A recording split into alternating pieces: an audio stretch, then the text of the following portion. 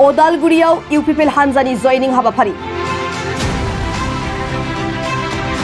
खुंनो गोनां ल'कसभा बिसायख'थिखौ लानानै बिटिआर हालामनि सिङाव थानाय राजखान्थि दोलोफ्रा गावबा गावनि हानजाखौ गोख्रोंथि खालामनाय आरो गुबुन गुबुन राजखान्थि हानजाफोरनिफ्राय दोलोआव गोदानै सोद्रोमा थिसननाय हाबाफारि लाबोबाय थानायखौ नुनो मोनबोबाय थादों।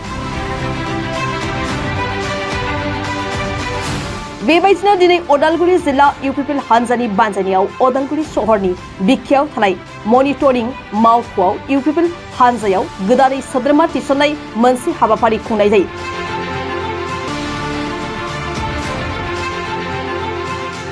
मख'नो गोनांदि बे हाबाफारियाव बिटिसिनि गाहाय मावफुं सोद्रोमा प्रमद बर'नि नुजाथिनायाव गुबुन गुबुन राजखान्थि हानजाफोरनिफ्राय गासै 100निबो बांसिन सोद्रोमाफोरा इउपिपिएल हानजायाव आखाइ हमफैयो। বিটিআৰৰ শান্তি আৰু উন্নয়নৰ স্বাৰ্থত মই ইউপিএল দলত যোগদান কৰিছোঁ। নিজৰ অঞ্চলৰ নিজৰ গাঁৱৰ দুখীয়া খেতিয়ক ৰাইজৰ উন্নতিৰ স্বাৰ্থত মই ইউপিএলত যোগদান কৰিছোঁ।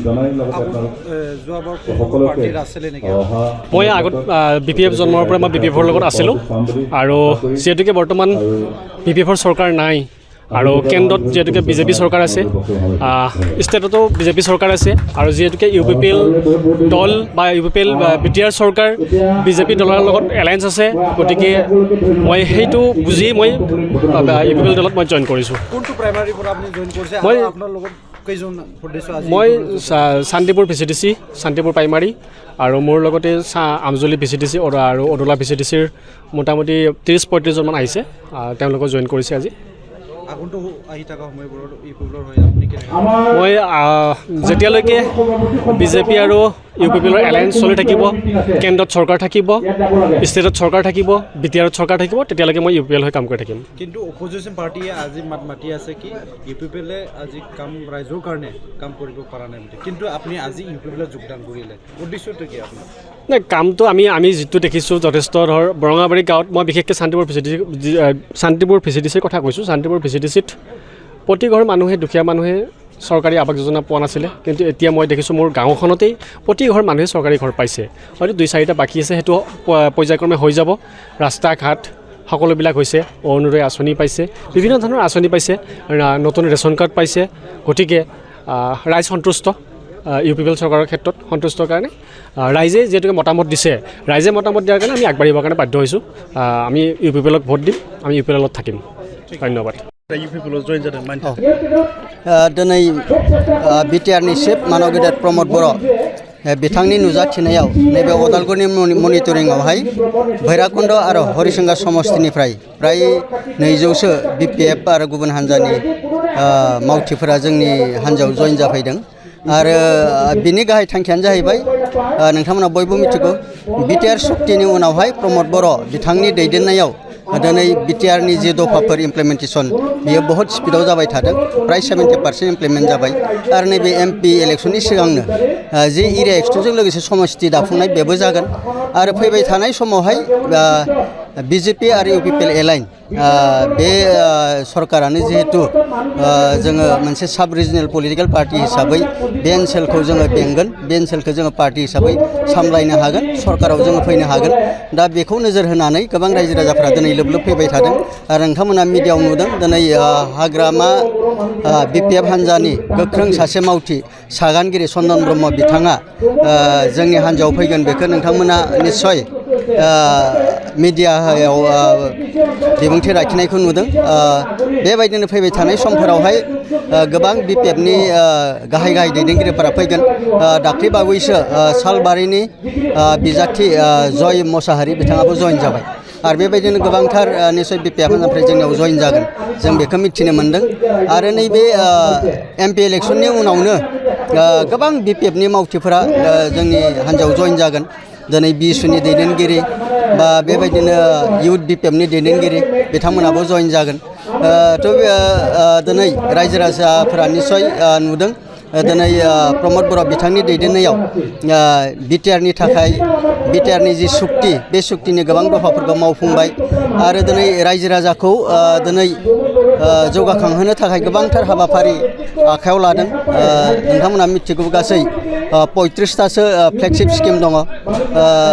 इउपिएससि सुपार 50 बड'फा सुपार 50 मिसननि जुगिदि डक्टर फरायनाय इन्जिनियार जानो थाखाय बा बेबायदिनो एपिएससि कम्पिटिसन खालामनो इउपिएससि कम्पिटिसन खालामनो सुबिदा खालामनानै होदों। आरो बेबायदिनो नोंथांमोना मिथिगौ आलारि सोरां बिथांखि आइजो अनसाय बिथांखि बेबायदिनो गियान ज्योति सोरां आसुनि रग निर्मल बेबायदि गोबांथार जिहेतु आसुनि बानायदों। दा बे हिसाबैनो रायजो राजाफोरा मिजिंथिदों नैबे इउपिपिएल सरकार जितु प्रमद बर' दैदेननाय बेजों निस्सय रायजो राजाया एसेबाबो जौगानो हागोन बेखौ मिजिंथिदों।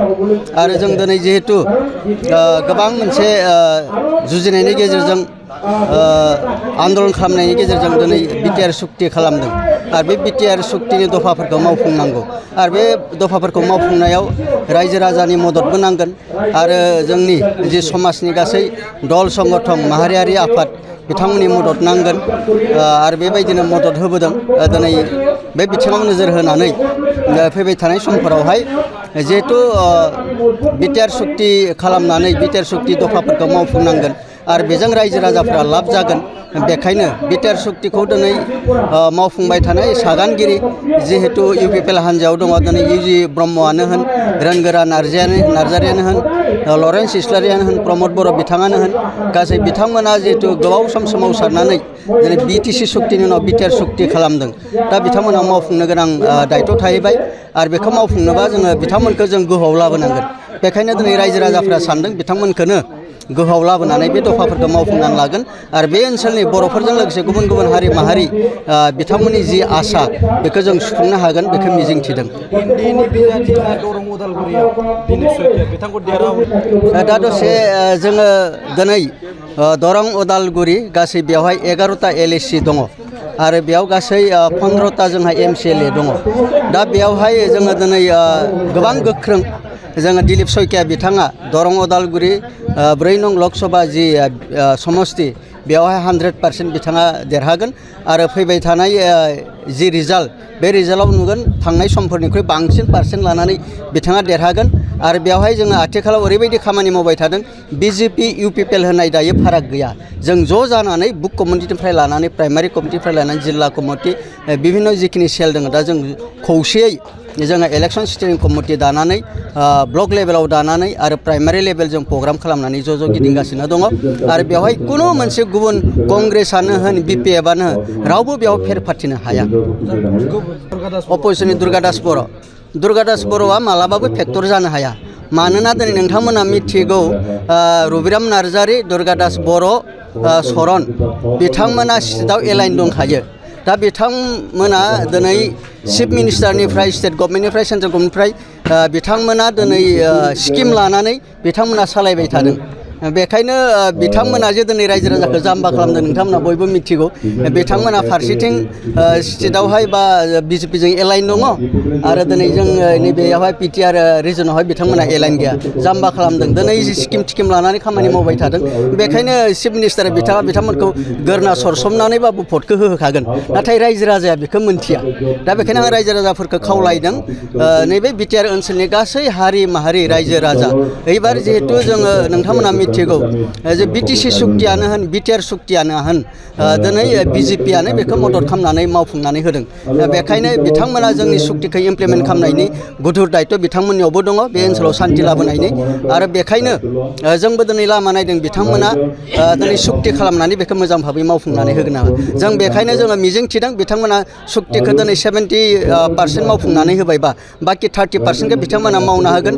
बेखायनो जों नेनानै दं आरो बिथांमोनखौ फुल्लि नैबे लकसभायाव जोङो मदद खालामनानै बिथांमोनखौ देरहाहोगोन आरो फैबाय थानाय समाव जोंनि बिटिआर सुक्तिनि जि दफाफोर बेखौ फुल्लि इमप्लिमेन्ट खालामगोन आरो बेखौ जुदि बिथांमोना फैबाय थानाय समाव जुदि फुल्लि इमप्लिमेन्ट खालामाबा जों गासै बिटिआरनि रायजो राजाखौ लानानै जोंबो बिनि फिननायखौ जोंबो होगोन।